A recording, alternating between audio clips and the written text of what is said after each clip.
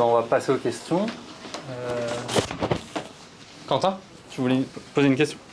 Merci Bruno pour cette conférence très intéressante. Moi j'avais une question un peu... j'avais une question... tu parlais de... on va dire les masses vivent un peu dans l'indifférence, l'anonymat.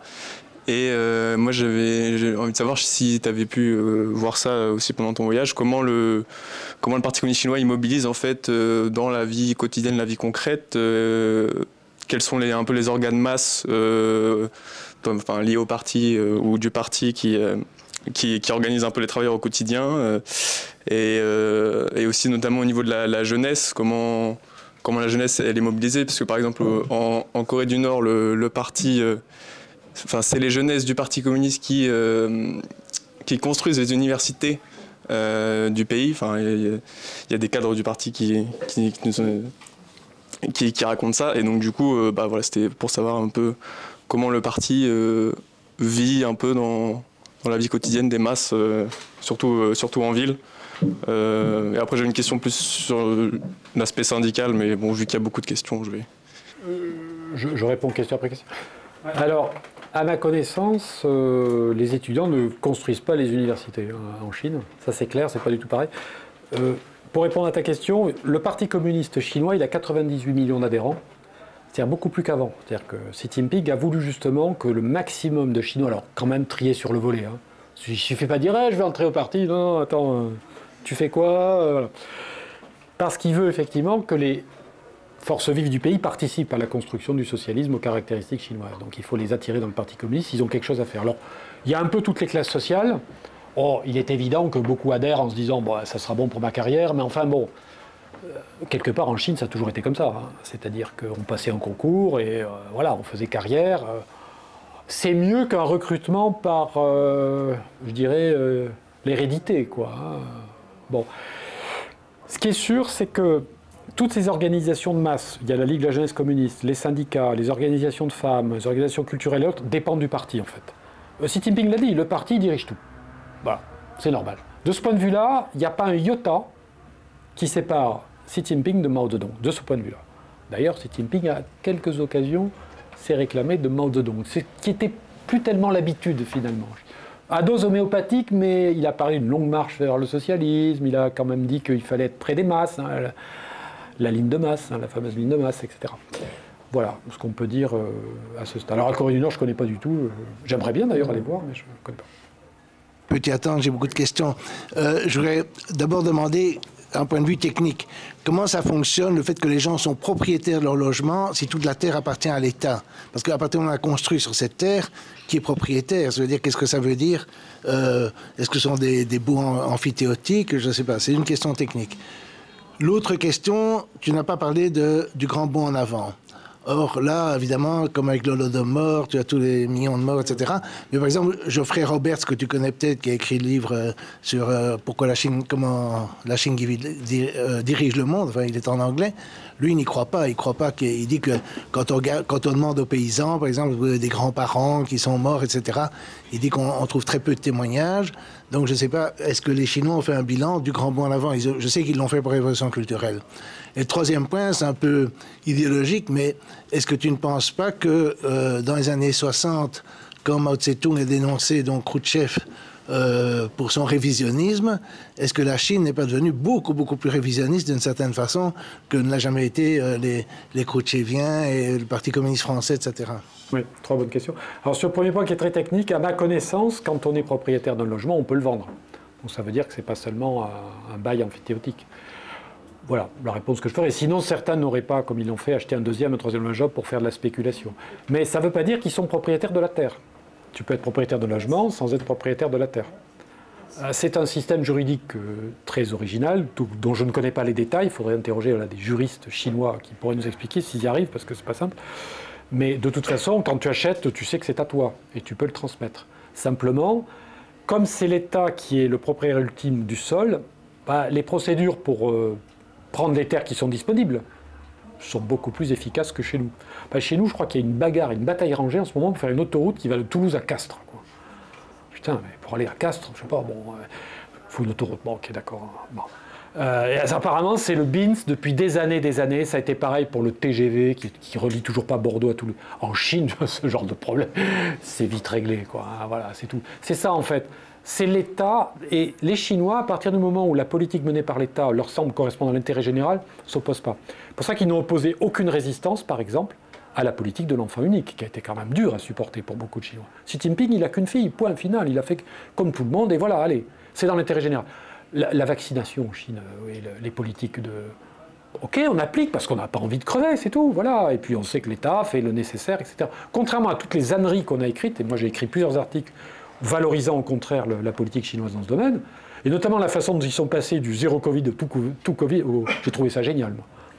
Zéro Covid, non, finalement c'est tout Covid. Vous vous rappelez là le passage rapide, parce qu'ils se sont rendus compte à un moment donné que le nouveau virus, enfin le nouveau variant, n'était pas très dangereux et que là on pouvait changer de politique, c'est tout.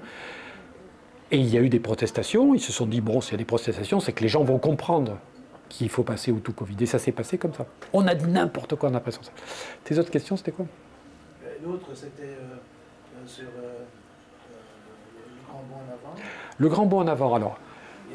Le grand bond en avant et la famine qui l'a provoqué. J'en parle dans mon livre. Moi, je cite Mo Bogao, qui est un chercheur chinois respecté, qui n'a pas spécialement les faveurs du pouvoir chinois actuel, qui vit en Australie. Bon, le gars, il dit, quand on regarde les statistiques, il y a effectivement un déficit de 8 millions, dans un pays qui comptait à peu près 650 ou 680 millions d'habitants. Voilà.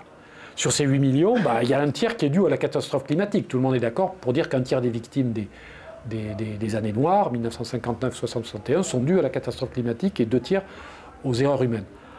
Voilà, on est dans cette proportion. Quand Frank Dikötter, cet polémiste anti-chinois complètement débile, dit qu'il y a eu 45 millions de morts, le type fantasme complètement. Frank Dikötter, je prends cet auteur au hasard, je ne sais même pas si je cite dans mon livre, il parle de 45 millions de morts. Moi, j'ai lu sous la plume de Valérie Niquet, grande spécialiste de la Chine, dans son tweet, où elle dit que la révolution culturelle a fait 20 millions de morts. Mais où est-ce qu'elle a vu ça? Même les historiens anglo-saxons les plus hostiles au PCC, comme les 2 Anglais là, qui ont écrit le livre La dernière révolution de Mao, parlent de 500 à 700 000 morts pour la révolution culturelle. C'est-à-dire autant de morts que la guerre de sécession des États-Unis, dans un pays qui faisait 31 millions d'habitants. Donc le nombre de morts causés par la guerre de sécession, en proportion, il a fait 20 fois plus de morts que la révolution culturelle. Pourquoi les dirigeants de la guerre de sécession sont présentés comme des héros dont on fait des films à la noix, alors que les dirigeants de la révolution culturelle, y compris Mao Zedong, sont présentés comme des bouchers? On va m'expliquer. Tous les chiffres qui concernent les victimes du communisme sont faux. Je vous réfère à l'introduction de mon livre Communisme, où j'ai essayé de faire une synthèse là-dessus. Faux, archi-faux, on multiplie par 20, on dit regardez, voilà. Alors les Chinois disent rien d'officiel, c'est ça le problème. C'est un problème, mais c'est comme ça. Il n'y a pas de statistiques officielles. La seule statistique officielle, c'est le nombre de morts qui étaient imputés à la bande des 4 lors du procès qu'on leur a fait. 50 000 morts, je crois. 50 000 morts, d'accord. Dans un pays qui comptait 700 millions d'habitants, dans un contexte qui était un contexte de quasi-guerre civile. Entre 66 et 68, c'est une quasi-guerre civile. Il n'y a jamais de statistique chinoise qui dit la révolution culturelle a fait tant de morts. Pareil pour le grand bond en avant. Ils admettent que ça a été 3 années terribles, ils reconnaissent. C'est écrit noir sur blanc dans le document de 1981 du comité central, qui est très important, qui critique la révolution culturelle, et c'est écrit noir sur blanc à nouveau dans le document de 2021, avec là la plume de Xi Jinping. Mais il n'y a pas de chiffres. Mo Bogao cite des séminaires universitaires tenus en Chine sur ce sujet. Il dit bataille de chiffres, en fait on ne sait pas. Lui il donne un chiffre pour le grand bond en avant, pour la révolution culturelle il n'en donne pas, mais il pense lui que le nombre des victimes était beaucoup moins important. Alors on a été complètement intoxiqué en France par Simon Less, qui est un intellectuel belge, qui a observé la révolution culturelle depuis sa chambre d'hôtel à Hong Kong, qui croit avoir tout compris parce qu'il comprenait le chinois. Il a lu la presse en chinois, et Mo Bogao, lui, il a passé la révolution culturelle dans sa famille, qui sont des paysans pauvres du Jiangxi. Qui il faut croire? L'intellectuel belge qui était dans son hôtel à Hong Kong, ou l'intellectuel chinois qui a passé son enfance en Chine chez ses parents paysans pauvres? Je vous laisse deviner la réponse. Il y avait une autre question? Khrouchtchev. Oui, c'est du révisionnisme, oui, pourquoi pas, on peut appeler ça comme ça, oui. Mais tous les partis communistes, dans l'histoire, à un moment donné, ont fait du révisionnisme. Oui, mais est-ce que c'était pas une erreur de faire un schisme comme ils l'ont fait à propos de Khrouchtchev, justement? Ah si. Enfin, c'est très difficile de dire comme ça, rétrospectivement, que les Chinois ont eu tort de se fâcher avec les Soviétiques. À titre personnel, je pense qu'ils auraient pu s'en passer. Je pense que par contre, la Chine communiste avait besoin de s'émanciper de la tutelle soviétique.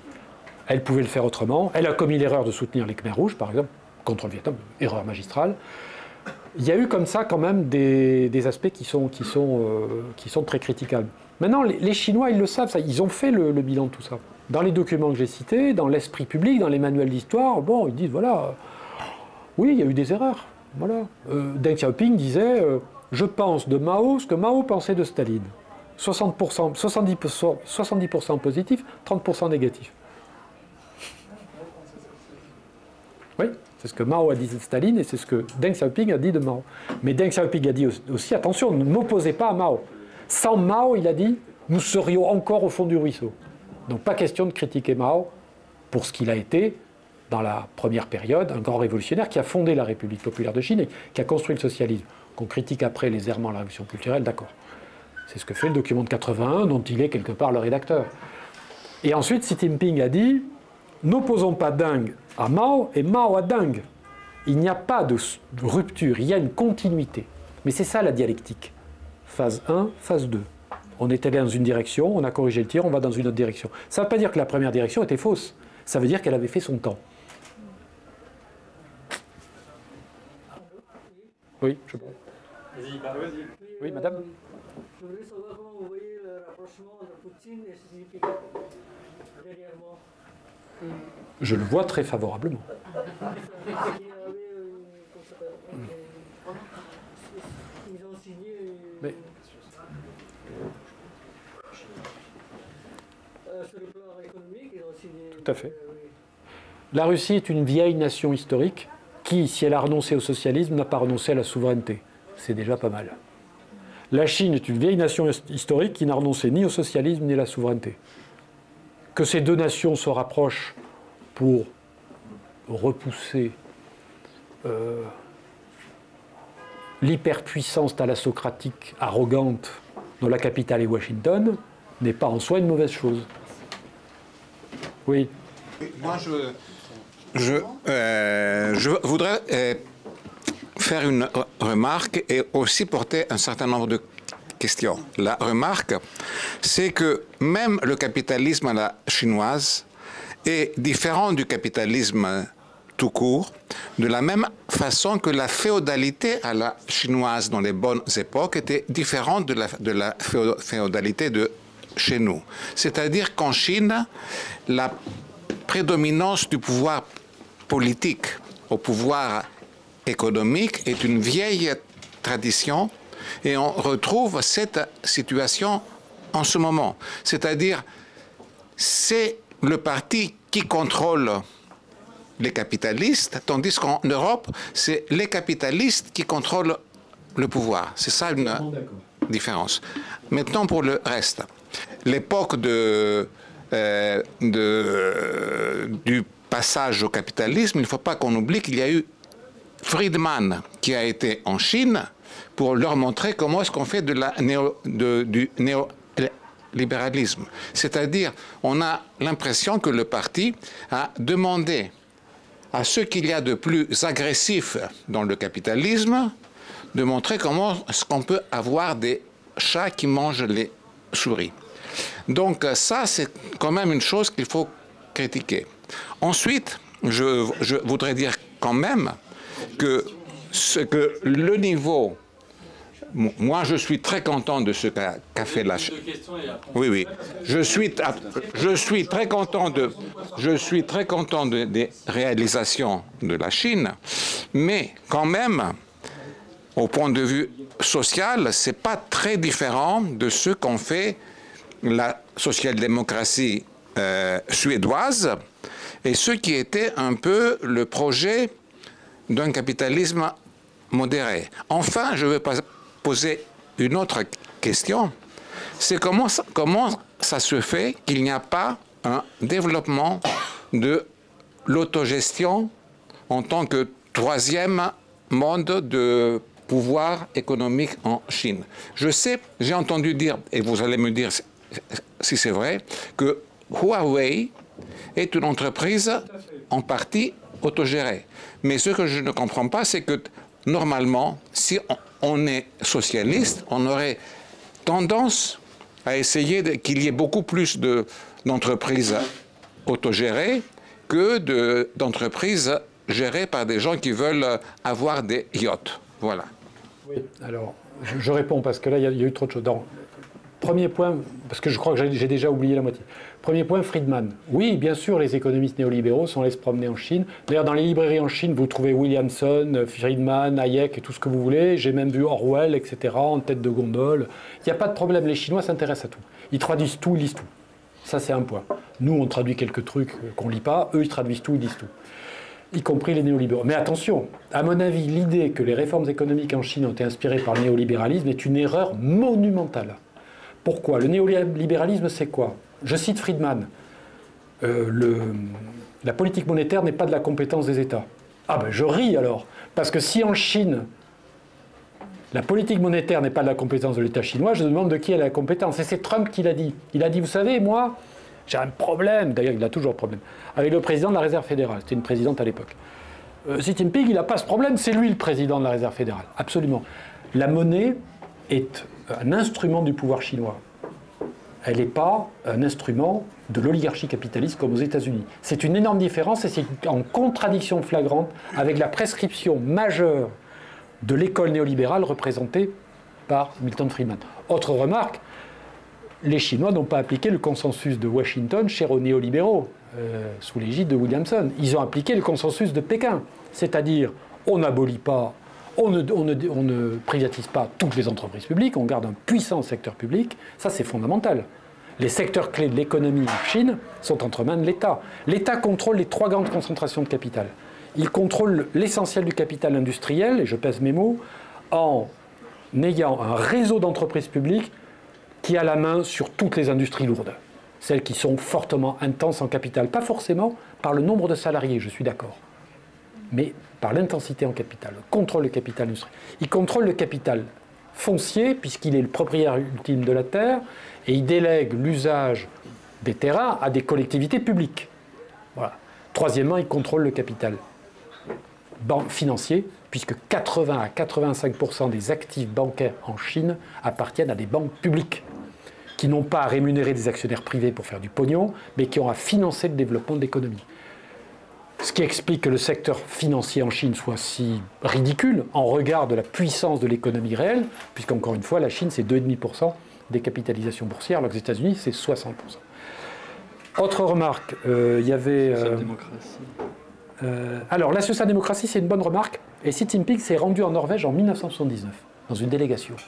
Et il a été frappé par le système social norvégien. Oui, il peut y avoir des points communs, des convergences. Peut-être a-t-il été inspiré aussi par le système de la sécurité sociale mis en place par les communistes en France. Entre une social-démocratie efficace, quand elle existe, le problème c'est qu'elle l'est de moins en moins, quand elle existe, c'est-à-dire de plus en plus rarement, et un socialisme construit patiemment dans un pays en développement. Ça ne me choque pas, moi. C'est pas parce que c'est social-démocrate que c'est forcément mauvais. On est d'accord. Deuxièmement, autre point, l'autogestion. Oui, c'est vrai, je suis comme vous, je rêve d'une société où tout le monde a son mot à dire, on se réunit tous les matins pour décider ce que l'entreprise va faire. Ça peut exister, comme ça peut ne pas exister, c'est quand même un peu compliqué. Les pays qui ont fait l'expérience, ce genre de choses, quand même, ont été confrontés à des difficultés, que ce soit la Yougoslavie ou l'Algérie, au lendemain de l'indépendance, ça n'a pas été simple. Bon, mais quand ça existe, c'est bien, et il y a un puissant secteur coopératif en Chine. Huawei est une entreprise de 180 000 salariés qui n'est pas cotée en bourse, dont le président fondateur, qui est un ancien colonel de l'armée chinoise, détient 1%, et tout le reste est la propriété des actionnaires. Alors je cite dans mon livre cet exemple, et je cite le chercheur chinois Yan Yilong qui dit « C'est un bel exemple de ce que nous voulons faire, que tout le monde en Chine soit travailleur et actionnaire de sa propre entreprise, c'est-à-dire un petit capitaliste. » Et ça rejoint ce que je disais tout à l'heure, l'objectif du socialisme chinois, c'est de donner à tous les moyens de vivre décemment, d'être propriétaires de leur logement, d'avoir un emploi, si possible, qualifié, si possible, et correctement rémunéré, l'accès à l'éducation pour les enfants, l'accès aux soins avec l'assurance maladie, le système de retraite qui est également en cours de généralisation, etc. Si ça, c'est de la social-démocratie, eh bien tant mieux. Au moins, c'est un système qui est en train de tirer la Chine vers le haut. Après, c'est une question de terme. Les Chinois appellent ça socialisme aux caractéristiques chinoises ou socialisme à la chinoise. Il y avait un autre point? Il y avait la question de la démocratie. Oui, c'était un peu ça. Mais C'est-à-dire comment s'exprime le peuple Au niveau politique. sur ce qu'il veut faire. Et Oui. aussi la question de est-ce qu'il y a une liberté syndicale? ah, c'est encore une autre question. De la C'est encore une autre démocratie et de la liberté syndicale. Alors, il y a des syndicats, je les ai rencontrés en Chine. Mais est-ce qu'ils sont libres? Et en France, ils sont libres. Et vous êtes libre là, et moi je suis libre. Non mais, comment dire? Est-ce qu'ils sont libres? Vous pouvez adhérer à un syndicat en Chine, tout à fait, qui fait partie à la Fédération chinoise des syndicats. Il n'y a pas de liberté syndicale, comme nous l'entendons, au sens où il y aurait un pluralisme absolu. Non, c'est pas ça, de ça que je parle. Ah d'accord. Je parle du fait qu'un syndicat libre, c'est un syndicat où les dirigeants du syndicat sont élus vraiment par les membres du syndicat et ne sont pas suggérés par un pouvoir extérieur. Alors, après la grande grève de Foshan en 2013, il y a eu une réforme des syndicats qui allait dans le sens que vous dites. Est-ce que depuis les choses ont changé? Bon, enfin, pour répondre un peu clairement à votre question, si votre question c'est pour faire de la politique, est-ce qu'on peut le faire en dehors du Parti communiste chinois? La réponse est non. Il y a un parti qui détient une mission, un mandat historique, un mandat du ciel, bon, puisque, comme disait le grand philosophe Mengzi, qu'on appelle Mencius, le ciel entend par les oreilles du peuple et voit par les yeux du peuple. Bon. Donc, il y a un parti qui détient un mandat historique, qui exerce une mission historique. Il n'y a pas de système de compétition pour le pouvoir entre des forces antagonistes qui seraient confrontées devant le peuple, qui auraient à choisir in fine celui qui a sa préférence. Ça n'existe pas. Ce n'est pas une démocratie pluraliste ou libérale telle que nous l'entendons, à supposer que cette chose-là existe, ce que je ne crois pas. Si on admettait que la théorie d'Habermas est vraie, c'est-à-dire qu'on vit dans un monde régi par la libre discussion dans l'espace public, où il n'y a aucune puissance qui intervient pour influencer l'opinion, qui est librement formée dans la conscience individuelle, pure de toute allégeance et de toute influence, alors la Chine ne correspond pas à ça. Mais comme cette chose n'existe pas, je vous répondrai que la Chine ne correspond pas à cette chose qui n'existe nulle part. Marx a dit que le communisme était l'état d'une société où les travailleurs associés règlent de manière rationnelle leurs relations entre eux et avec la nature. Je trouve que le système chinois, c'est un système dans lequel les travailleurs associés, c'est-à-dire toute la société chinoise qui travaille, ça bosse en Chine, règlent de manière aussi rationnelle que possible, en tout cas plus rationnelle qu'avant, leurs relations avec les uns avec les autres, avec la nature. Maintenant, ça ne correspond pas évidemment, c'est un peu une boutade ce que je fais, à ce que Marx concevait comme l'objectif ultime, c'est-à-dire la deuxième phase du communisme décrite brièvement dans la critique du programme de Gotha. Ça correspond davantage à la première phase. Je m'en explique dans le deuxième livre, Socialisme à la chinoise et marxiste, en disant on n'est pas très loin de ça, mais c'est pas encore ça, et peut-être que ce que les Chinois ont tenté de faire avec la révolution culturelle, ça ressemblait à la première phase, voire peut-être au commencement de la deuxième. Ils ont choisi autre chose. Ils ont considéré qu'on ne pouvait pas faire abstraction, je pèse mes mots, de l'initiative individuelle, de la recherche du profit, et que tout cela pouvait être compatible avec une orientation socialiste dès lors que l'État, je reprends l'expression de Deng Xiaoping, était suffisamment fort pour garder le cap. Et Jiang Zemin lui-même avait dit, tant qu'on a un État qui détient l'essentiel des moyens de production, on peut dire qu'on est toujours une société socialiste, mais qui n'en est qu'au stade primaire. C'est la fameuse théorie du stade primaire du socialisme que j'explique dans le deuxième livre. C'est-à-dire, oui, on n'est qu'au stade primaire, c'est-à-dire, c'est même pas la première phase du communisme décrite par Marx dans la critique du programme de Gotha achevée, c'est le commencement de ça. Donc en somme, le but du socialisme chinois, ce n'est pas d'éradiquer le capitalisme, mais c'est de l'encadrer. Sachant que toutes les activités humaines, par définition, sont encadrées par les lois partout. Donc le capitalisme, partout, dans tous les pays, il est encadré par des lois, comme en France, exactement. Aussi, pareil, encadré, forcément. Donc la question c'est, quel est le meilleur régime politique pour encadrer le capitalisme, qui ne disparaîtra pas, donc soit un régime socialiste comme en Chine, par exemple, soit un régime parlementaire comme en France, qui sont deux régimes totalement antinomiques, qui n'ont pas du tout la même logique de fonctionnement. Donc, qu'est-ce qu'il faut souhaiter pour la France, pour le bien-être général de la population? soit un régime socialiste comme en Chine, qu'on peut peut-être importer qu'à titre de modèle, soit rester dans le régime parlementaire, c'est un régime parlementaire en France, caractérisé par la séparation des pouvoirs, la pluralité des partis, la gauche et la droite, le suffrage universel, etc., et les libertés publiques. Voilà, elle est là la question. Quel régime est le meilleur?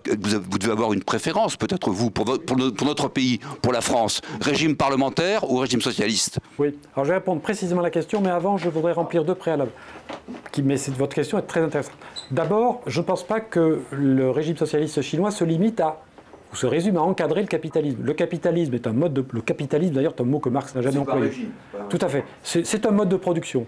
Il y a dans la société, dans l'économie chinoise actuelle, parmi d'autres moyens de production, le mode de production capitaliste. Il y a le mode de production de l'exploitation familiale, c'est-à-dire la grande majorité de l'agriculture, parce qu'il y a aussi un peu d'agro-business, hein, mais la grande majorité de l'agriculture chinoise, c'est de l'exploitation familiale, c'est pas capitaliste. Une famille paysanne qui produit des patates et qui les vend sur le marché, c'est pas du capitalisme. Ah non, c'est clairement pas. Ah non, c'est même pas une PME, ils n'ont même pas de travailleurs salariés, vous voyez. Il y a un immense réseau d'entrepreneurs individuels, enfin, le type qui fait le chauffeur taxi chez Didi, ou qui est l'équivalent d'Uber, il n'est pas dans le système capitaliste. Il y a de la production individuelle qui ressemble à ce qu'on appelait avant l'artisanat, hein, le type qui travaille seul, qui produit quelque chose, un bien ou un service. Il y a l'exploitation familiale, c'est notre mode de production. Il y a le mode de production capitaliste, oui, clairement, les grandes entreprises chinoises, Tencent, c'est du capitalisme. Les entreprises privées étrangères qui sont installées là-bas, qui emploient les ouvriers, c'est du capitalisme.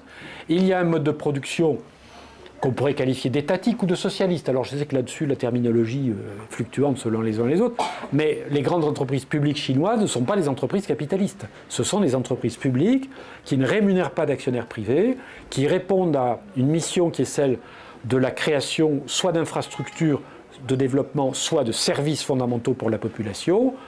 Tout ça ayant un coût, évidemment, on est bien dans le secteur marchand, mais on n'est pas dans le secteur capitaliste. On pourrait allonger la liste. Il y a une foultitude de modes de production, et comme les marxistes l'ont toujours dit, une société donnée, c'est une formation sociale originale qui combine plusieurs modes de production. Et il y a en général un mode de production dominant. Ma thèse est que le mode de production dominant dans la formation sociale chinoise n'est pas le mode de production capitaliste. C'est le mode de production socialiste, parce que l'essentiel des grandes concentrations de capital est entre les mains de l'État, et que cet État est dirigé par un parti communiste qui a pour mission de développer le pays et de rendre, de donner à la grande majorité de la population des conditions de vie décentes. Maintenant, on peut utiliser une terminologie différente en disant oui, c'est une social-démocratie pour pays en développement, comme vous voulez. Moi, je pense que cette définition est bonne dans la mesure où elle correspond à la description empirique de la société chinoise et des différents modes de production qui y coexistent. Je vais prendre un exemple. Si demain, la Chine privatisait l'essentiel de ce qui constitue aujourd'hui son puissant secteur public, ça ne serait plus, effectivement, le régime, le mode de production socialiste qui serait le mode de production dominant. Je rejoins de ce point de vue-là tout à fait les analyses de Jean-Claude Delaunay, qui a, dans un livre très intéressant sur les trajectoires chinoises de développement, a très bien montré qu'il y a une prédominance qualitative, sinon quantitative, du secteur public, et donc un contrôle par l'État. Maintenant, je réponds à votre question. Je ne crois pas d'abord à l'importation d'un modèle. Je ne crois pas qu'il soit bienvenu pour la France de s'inspirer d'un modèle qui serait le modèle chinois. Je pense que nous devrions construire en France un socialisme original, à la française, comme il y a en Chine, un socialisme à la chinoise. Qu'il y ait des enseignements à en tirer, notamment, effectivement, sur la prédominance du secteur public. Le fait qu'il faut, en permanence, avoir le souci du bien-être de la population, de son développement matériel et spirituel. Pourquoi pas? Mais enfin, on est quand même dans 2 univers culturels complètement différents. Maintenant, le Parlement, quand même, avec le suffrage universel et le pluralisme, avec la gauche et la droite, la majorité opposition. Peut-être que ça correspond davantage à une tradition française et qu'il faut la maintenir. Je ne sais pas. Je ne sais pas. Oui, moi je voudrais parler de toute autre chose. Alors, je suis maoïste, hein. Je suis maoïste convaincu. Depuis mes 18 ans. Depuis mes 18 ans. C'est vous dire... C'est vous dire si je suis contente que la Chine se développe, qu'elle se développe bien, et que je considère que c'est un peuple méritant qui travaille, qui invente, qui est créatif. Donc, il mérite. Alors, là où j'ai une critique, c'est que j'ai entendu dire qu'il y avait une indifférence. Moi, je dirais qu'il y a un égoïsme de la part de la Chine. Et donc, pour moi, c'est une trahison de Mao. Parce que Mao a toujours été solidaire avec tous les peuples du monde, et notamment les mouvements de libération. Mao a beaucoup aidé les Algériens. Et il les a bien reçus. Il les a reçus avec amitié, avec solidarité, avec fraternité même. Et maintenant, ce qui me choque, c'est que ces héritiers n'ont pas le même comportement avec notamment la Palestine. Oui. Je trouve qu'ils sont bien silencieux, je trouve qu'ils sont bien timorés, et je pense que leur puissance leur permet de s'affirmer quand même, même face aux États-Unis qui se prétendent la plus grande puissance du monde. Ils ont la puissance de le faire, et ils ne le font pas. Et ce qui m'a choqué le plus encore, c'est qu'il n'y a pas très longtemps, j'ai vu sur Internet qu'il y avait des Chinois, mais en masse, qui se trouvaient en Israël et qui prenaient l'avion pour quitter Israël. Que font ces Chinois en Israël?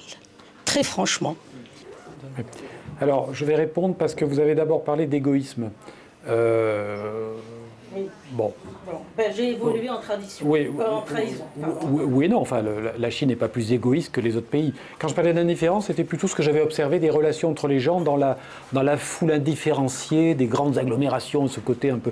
En même temps, c'est une indifférence, mais qui est bon enfant. Les gens ne se heurtent pas. C'est ça aussi qui est intéressant. Et on a un sentiment de sécurité.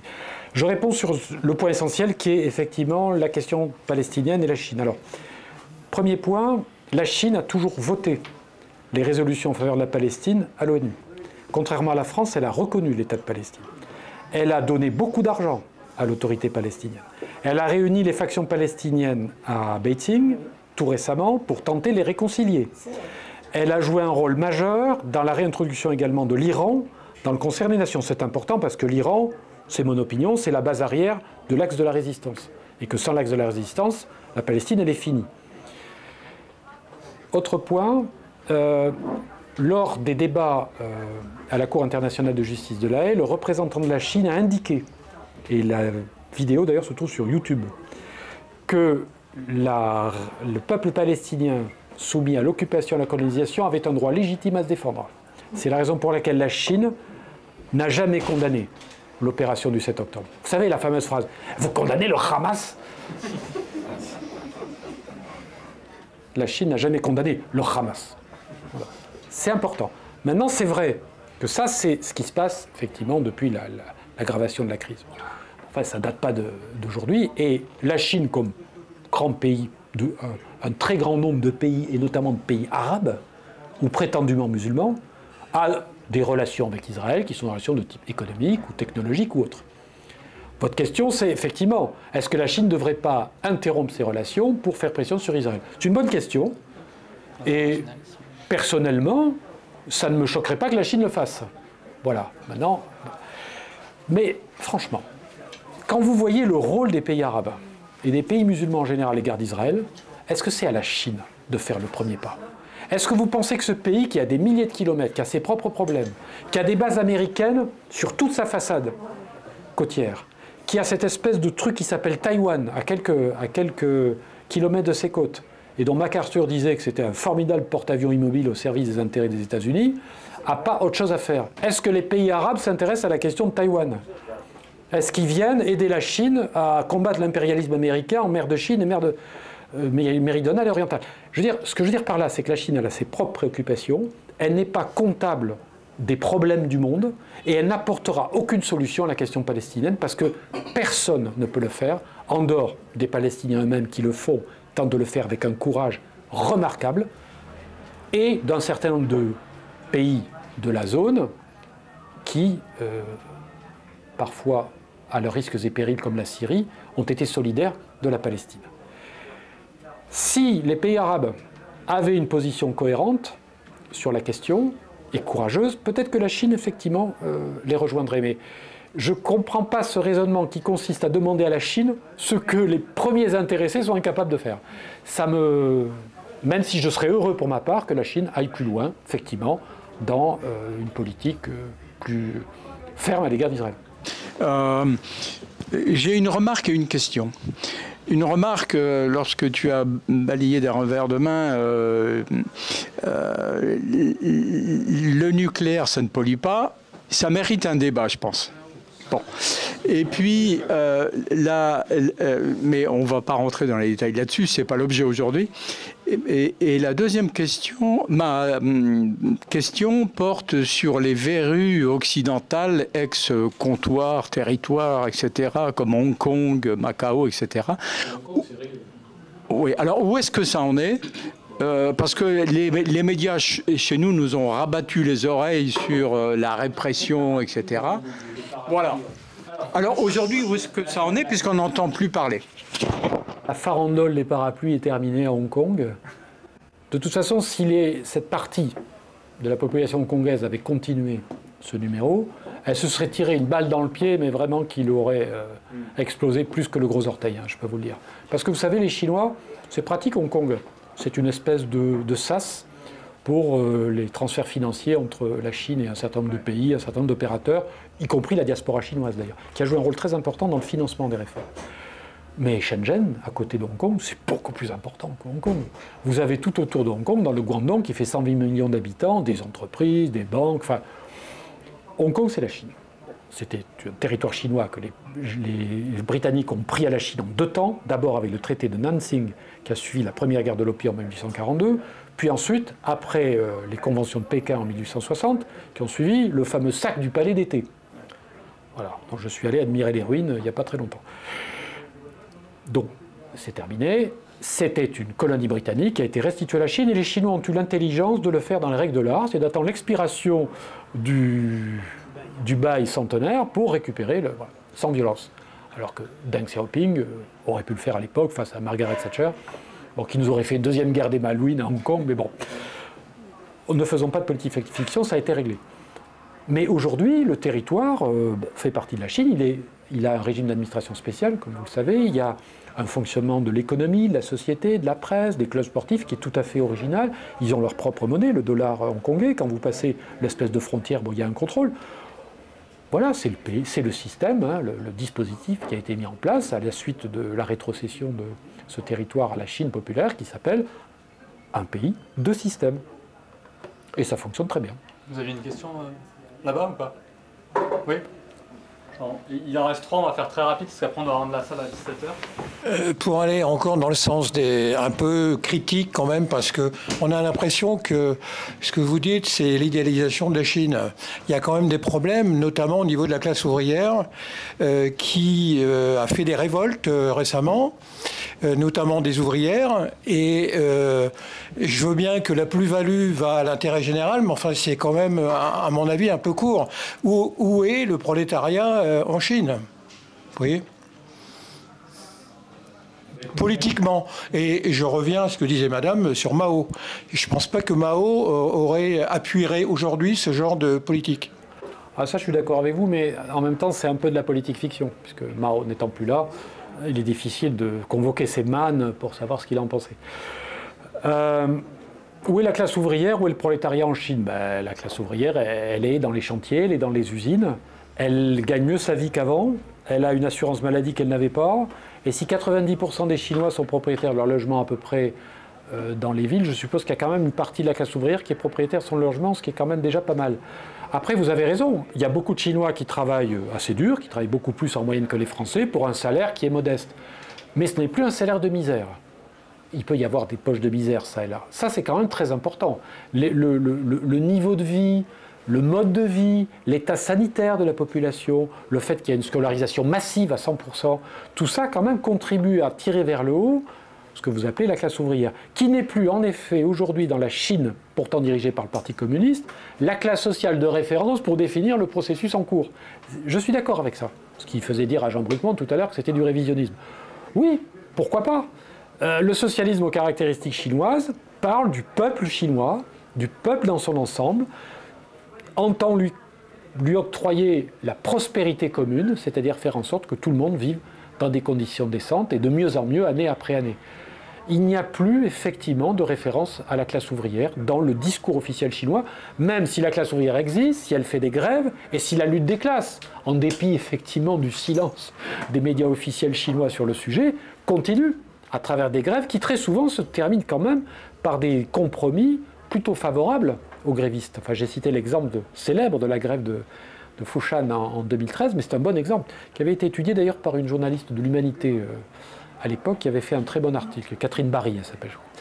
Donc, il y a en Chine des luttes sociales, il y a des contradictions sociales, il y a des problèmes sociaux, vous avez raison, ils ne sont pas résolus, le seront-ils un jour? Personnellement, j'en doute, parce que je pense qu'au contraire, la définition même de la pensée du marxisme chinois, de ce marxisme civilisé, c'est l'idée que les contradictions se résolvent, puis réapparaissent sous d'autres formes, etc., et que c'est comme ça que ça avance.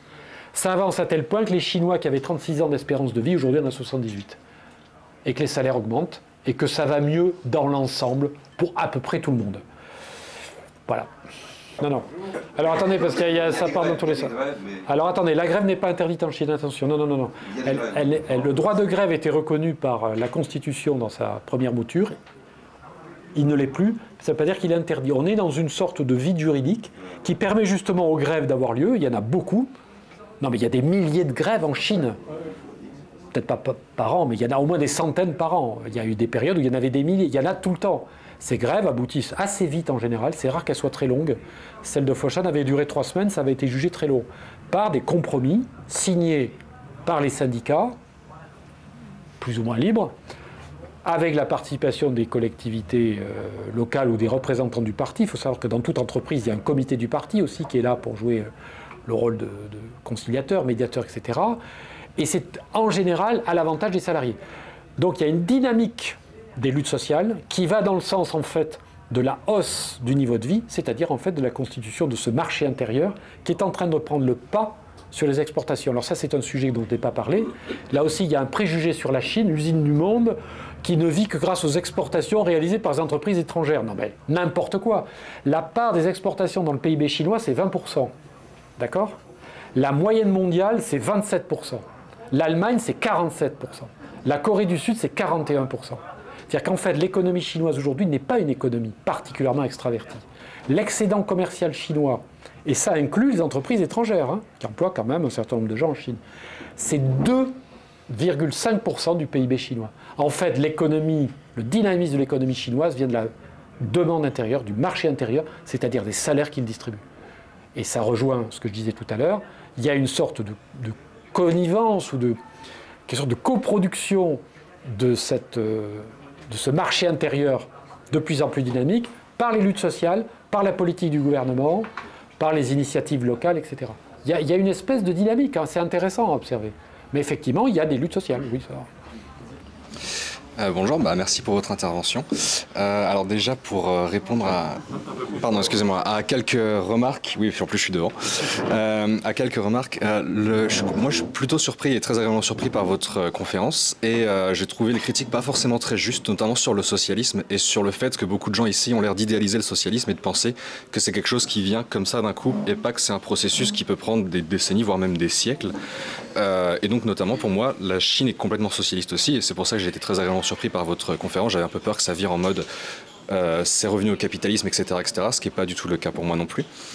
Et donc ma question aussi, et c'est une autre critique qui n'a pas du tout été soulevée, et je suis désolé, je pense que la question est très longue à répondre et qu'on n'aura pas le temps d'y répondre ici, mais c'est la Chine, au final, est-elle aussi impérialiste dans ses relations internationales, puisque pour moi, vu que la Chine est socialiste, la classe dominante, enfin la classe dominante, c'est pas le terme, le parti domine la vie politique et donc la Chine n'est pas par principe socialiste, il y a des capitalistes, n'est pas par principe impérialiste, excusez-moi. Il y a des capitalistes à l'intérieur qui peuvent être individuellement impérialistes, qui peuvent avoir des comportements prédateurs à l'extérieur, mais c'est pas le cas de la Chine en général. Je sais pas si vous avez d'autres remarques qu'on peut faire pour contrer les gens qui, enfin, c'est votre position, qui disent que la Chine est impérialiste. Il y a au moins 3 chapitres de mon livre qui traitent de ça, c'est les 3 derniers. La Chine, c'est un empire sans impérialisme. C'est un empire parce que c'est un immense pays qui fait coexister 56 ethnies, nationalités, comme on le sait, qui a aussi un rayonnement international qui fait que les entreprises chinoises construisent des autoroutes en Algérie, des ports en eau profonde au Pérou, des parcs industriels en Afrique du Sud et je ne sais quoi encore. Avec la route, la ceinture Idaï-Ilou, les fameuses nouvelles routes de la soie, la Chine a projeté effectivement sa puissance industrielle, commerciale et technologique dans le monde entier. Elle travaille avec 153 pays. Ils n'ont pas été obligés de travailler. Si sur 54 pays africains, il y en a 52 qui travaillent avec la Chine, c'est pas parce que la Chine leur a mis le revolver sur la tempe. C'est parce qu'ils y ont intérêt. Parce que la Chine, effectivement, a une puissance aujourd'hui dont les effets bénéfiques les intéressent.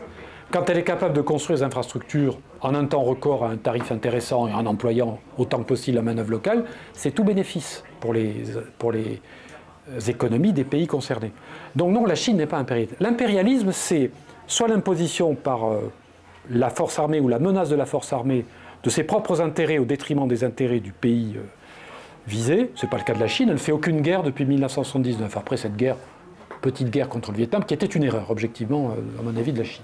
Enfin, la Chine n'avait pas l'intention d'envahir le Vietnam, en réalité. Aucune guerre. Est-ce qu'elle pratique le régime change, c'est-à-dire l'intervention dans les affaires intérieures des pays concernés? Jamais. Citez-moi un exemple où la Chine est intervenue clairement dans les affaires intérieures d'un pays. Contrairement aux États-Unis, elle ne le fait pas. Est-ce que la Chine impose des sanctions économico-financières unilatérales à des pays? Jamais. Elle a imposé des droits de douane aux États-Unis parce que... bon. Mais sinon, non. Elle pratique le libre-échange avec le Japon, la Corée du Sud, la Malaisie, les Philippines, l'Indonésie, toute l'Asie. Quasiment pratique le libre-échange avec la Chine. Mais ce n'est pas les Chinois qui les ont obligés à le faire. La Chine a exonéré de droits de douane tous les produits en provenance d'Afrique. Voilà. C'est tout. C'est pour ça, en fait, que la Chine a un rayonnement dans le monde. C'est parce qu'elle offre des possibilités aux économies qui veulent exporter, aux pays qui veulent les infrastructures, et à ceux qui veulent travailler avec une grande puissance qui ne s'ingérera pas dans leurs affaires. Les Chinois n'imposent pas comme le FMI, quand ils prêtent de l'argent, la privatisation des entreprises publiques, la diminution des salaires, la libéralisation des marchés financiers, ou je ne sais quoi encore, c'est-à-dire le fameux consensus de Washington, cher à Williamson et à la politique du FMI, qui l'a un peu revu d'ailleurs et corrigé depuis. Non, elle ne le fait pas. La Chine présente une alternative aux pays en développement parce qu'elle a quelque chose de concret à leur offrir, sans contrepartie exagérée. Alors il y a parfois des erreurs. Il y a des entreprises privées chinoises qui font des conneries. On est d'accord, il y a 3 types qui se sont fait coincer en Afrique du Sud. Là, ils exploitaient des gens sur place. Quand c'est le cas, l'État chinois ne les soutient pas. Quand 2 entreprises minières se sont fait virer du Sud Kivu en République démocratique du Congo il n'y a pas longtemps, le ministre chinois des Affaires étrangères a dit « Très bien, quand ils vont rentrer chez nous, on va les punir ». La Chine n'a pas du tout envie que sa réputation soit entachée par le comportement de quelques margoulins qui viennent de je ne sais où, de Guangzhou, de Chengdu d'ailleurs. Les entreprises publiques chinoises, alors c'est autre chose. Les entreprises publiques du BTP et les grandes banques publiques chinoises, elles travaillent avec les États. Il n'y a pas de margoulins là. Voilà, on construit des infrastructures, c'est pas ça le problème. D'autant qu'elles n'ont pas d'actionnaires privés à rémunérer. Vous savez, l'histoire du piège chinois de la dette, ça a été je l'explique dans mon livre, ça a été complètement démenti par des chercheurs américains qui ont montré qu'en fait, quand la Chine prête, d'abord, elle ne prête pas un taux léonin, elle ne se saisit pas des équipements lorsqu'il y a défaut de paiement, au contraire, elle rééchelonne la dette ou elle l'annule. Xi Jinping, c'est le dirigeant chinois qui a le plus annulé de dettes de toute l'histoire de la Chine. Ah, tu peux pas payer, bon, écoute... c'est bon, de toute façon, on sait qu'on retravaillera avec eux plus tard, on ne va pas leur foutre la pression. L'histoire du port du Sri Lanka, c'est un bobard. Je vous signale qu'il y a dans le monde entier des milliers d'infrastructures portuaires qui sont gérées par des milliers de sociétés privées, et qu'il y a même une grande partie du port de Shanghai qui est gérée par des sociétés occidentales. Les Chinois ont jamais dit « Ah, on a bradé le port de Shanghai, il y a des sociétés occidentales », c'est comme ça que ça se passe. Les infrastructures portuaires et aéroportuaires, c'est géré par des sociétés privées un peu partout dans le monde, et c'est pas parce que les Chinois gèrent le port du Pirée ou le port d'Ambatota au Sri Lanka qu'ils se sont appropriés un actif de ce pays. Tout ça relève du bobard pur et simple. C'est pas ce que pensent les ouvriers du Pirée. Je suis grec. je sais que ça pose un sérieux problème. Alors, peut-être que les ouvriers du Perret sont mécontents de la politique salariale, de la politique sociale de leur employeur chinois, mais ça c'est possible. Oui, ça je ne nie pas, oui, bien sûr. Mais ça ne veut pas dire que la Chine pille la Grèce en gérant le port du Pirée. Il y a un défaut de raisonnement, là, je trouve. On va prendre une dernière question. Oui, c'est pour rebondir sur l'affaire du nucléaire dont vous parliez, monsieur. Moi, j'ai entendu parler, je ne sais pas si vous êtes au courant, d'une technologie qui est mise au point, c'est les centrales nucléaires au thorium, qui seraient presque au point, en fonctionnement, en Chine, et qui permettent justement de diminuer considérablement la production de déchets radioactifs. Alors, qu'en est-il ? Est-ce que vous êtes au courant? J'ai la même information, mais je n'ai pas plus de détails. Tout à fait. Je sais que c'est en cours. Il travaille aussi beaucoup sur l'hydrogène. Enfin, ça fait longtemps. On travaille en France. La fusion.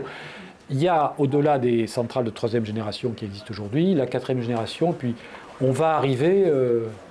En tout cas, ils y travaillent. Ah, complètement. Mais c'est tout à fait dans leur intérêt. Ils savent bien qu'ils ne pourront... Alors, ils ont fait des efforts dans le solaire, l'éolien. La Chine... En 2024, je cite le chiffre dans le livre, mais ça a été en 2023, mais c'est pareil en 2024, c'est les 2/3 des investissements mondiaux dans les énergies renouvelables. 18% de la population mondiale, 20% du PIB mondial, 66% des investissements mondiaux dans les énergies renouvelables. S'agissant du nucléaire, comme l'a dit l'ancien directeur d'EDF Asie, le nucléaire de demain sera chinois. C'est le pays qui, aujourd'hui, occupe en production, je crois qu'il est à la 2e ou la 3e place, c'est France, États-Unis, les autres. À l'échelle, dans 10 ans maximum, il est à la première place, à la fois en installation et en production. Et si on prolonge la courbe, bon alors là... Et sans production de CO2. Sans production de CO2, bien sûr, bien entendu. Et on va remplacer les centrales à charbon, qui sont d'ailleurs moins polluantes qu'avant, il faut le savoir, il y a des technologies, par des centrales nucléaires. Et des centrales, alors des fermes solaires à perte de vue dans le désert, du Gobi, des éoliennes en veux-tu en voilà, et le nouveau grand barrage qui va être construit au Xizang, Tibet, qui est plus grand que le barrage des Trois Gorges, qui est déjà le plus grand barrage du monde. Alors les écolos vont dire oui, mais il y a la carpe du Tibet qui va souffrir. Oui, écoute, elle ira pondre ses œufs ailleurs. Hein, l'important c'est qu'on produise de l'énergie pour des Chinois qui ont besoin d'énergie. Ils ont tous un logement climatisé maintenant, même s'il est petit, qu'il est au 25e étage d'une forêt de béton. Bah, oui, mais enfin... Écoutez, on ne va pas reprocher aux Chinois de vouloir vivre avec le même niveau de confort que celui qu'on se paye, nous, aux frais des pays du tiers-monde depuis 2 siècles. Les Chinois polluent depuis 20 ans. Bon, ils polluent pas mal.